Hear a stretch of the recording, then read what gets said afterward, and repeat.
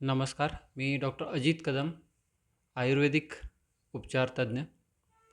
माझ्याकडे बरेच रुग्ण येत असतात आणि बरेच रुग्णांचा फोन येत असतो. ते विचारत असतात, की तुमच्याकडे डायबिटीज बरं होईल का? संधिवात बरं होईल का? टाचदुखी बरं होईल का? खांदा दुखतो, मणक्यामध्ये गॅप आहे, बरं होईल का? तर प्रत्येकाला उत्तर देताना मला एक जाणवतं, की प्रत्येकजण विचार करत असतं, की खर्च किती येईल आणि खात्रीने फरक होईल का? तर मला हेच माहिती तुम्हाला द्यायची आहे, की खात्रीने फरक पडणे हे गरजेचं आहे, ना की स्वस्तात. स्वस्तामध्ये म्हटलं तर कसं पूर्ण बरं होईल. सोनं घ्यायला चाललो आहे आणि आपल्याला 2-5 हजारामध्येच सोनं 1-2 तोळा पाहिजे तर कसं मिळेल? तसंच आपल्याला ही शरीरामधले अवयव दुरुस्त करून घ्यायचे आहेत आणि ते सुद्धा अगदीच डायबिटीजसारख्या इलाजामध्ये 100-500 रुपयात इलाज करायचा आहे, तर तुम्हाला मग विदेशी औषधच घ्यावी लागणार ना. त्याचा साईड इफेक्टबद्दल तर तुम्ही कसं बोलणार मग? तर कमी खर्चात पाहिजे असेल तर विदेशी औषधं उपलब्ध आहेत.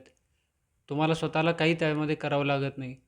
पण आयुर्वेदिक औषधं घेत असताना तुम्हाला स्वतःलाही पथ्य पाळावं लागतं आणि मुळासहित आजार बरा करण्यासाठी ही गोष्ट एवढी सोपी नसते.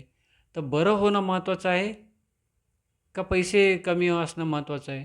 तर ज्यांना बरं व्हायचं आहे, त्यांना मुळासहित आजार बरा करायचा आहे ज्यांना, त्यांना आयुर्वेद हा एक रस्ता आहे आणि ज्यांना ताबडतोब ब्लड शुगर कमी करून हवी आहे, ताबडतोब दुखणं कमी करून हवं आहे, परंतु मुळासहित आजार गेला नाही तरीसुद्धा चालेल आणि खर्च पण कमी हवा आहे, अशा वेळेला विदेशी औषधांचंच तुम्ही प्रिफरन्स दिला पाहिजे किंवा द्यावा लागतो. आणि आयुर्वेदिक उपचार करताना वेळ थोडासा लागणार, पथ्य थोडी पाळावी लागणार, खर्चही जास्त येणार, परंतु आजार मुळापासून जाणार. तर निर्णय तुमचा असतो. आपल्याला जे हवं आहे ते घ्यायला आपण फ्री आहात.